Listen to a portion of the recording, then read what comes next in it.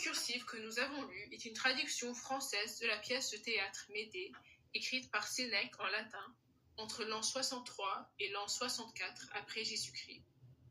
C'est une tragédie romaine et cette traduction a été réalisée par Eugène Grosloux en 1834.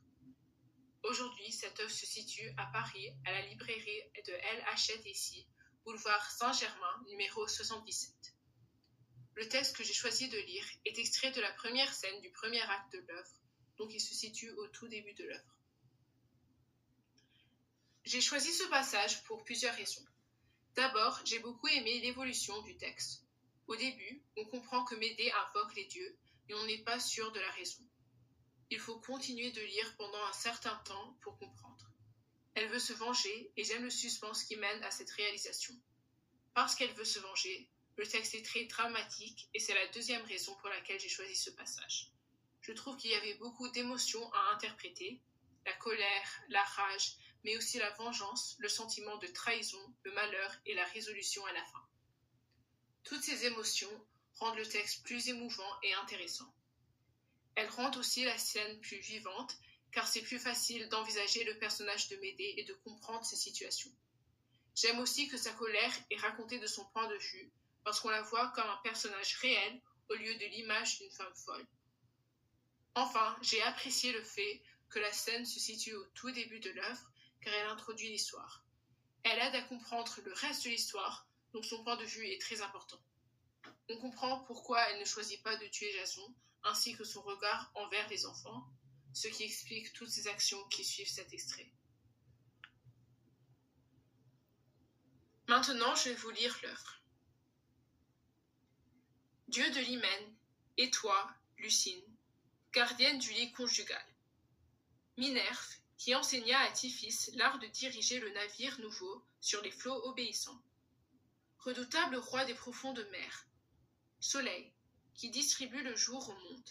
Triple Hécate, qui prête à de mystérieux sacrifices la lumière favorable.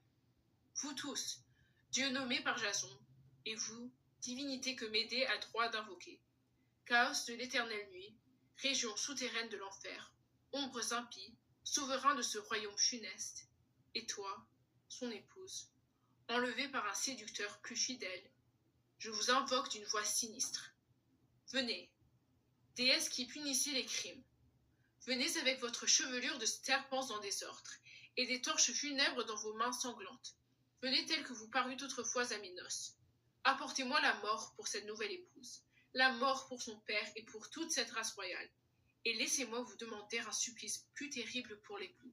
Qu'il vive, mais pour errer dans les vies inconnues, pauvre, exilé, tremblant, détesté, sans asile, réduite à regretter mon amour, à frapper 2 fois à une porte étrangère comme un hôte fatal. Et, ce qui est le vœu le plus cruel que je puis former contre lui, qu'il ait des enfants semblables à lui-même, semblables à leur mère. Je suis déjà vengée, j'ai des enfants. Mais c'est trop de plaintes et de paroles inutiles. N'irai-je pas contre mes ennemis? N'éteindrai-je pas les torches nuptiales et la clarté du jour? Le soleil, père de ma famille, voit un pareil spectacle. Il se laisse voir lui-même et, monté sur son char, suit sa route accoutumée dans l'azur d'un ciel sans nuages. Il ne recule pas, il ne ramène pas le jour en arrière. Laisse-moi traverser les airs sur mon char. Ô mon père, confie-moi la conduite et remets en mes mains les rênes brûlantes de tes coursiers enflammés. L'incendie de Corinthe réunira les 2 mers qu'elle sépare. C'est le seul parti qui me reste. Je porterai comme ma rivale une torche d'Hyménée. Je réciterai les prières sacramentales et j'immolerai les victimes sur les autels consacrés pour ce grand jour. Cherche dans leurs entrailles même le chemin de la vengeance. Ô mon âme, si tu sais encore oser, et s'il te reste quelque chose de ta vigueur première, bannis toute crainte de femme, et revêt-toi de toutes les fureurs du Caucase. Tous les crimes qu'ont vu le phase et le pont, Corinthe les verra. Je roule dans mon esprit des projets affreux, inouïs, abominables, qui doivent épouvanter à la fois le ciel et la terre. Blessures, meurtres, membres épars et sans sépulture. Qu'est-ce que cela? Mes premiers essais de jeune fille.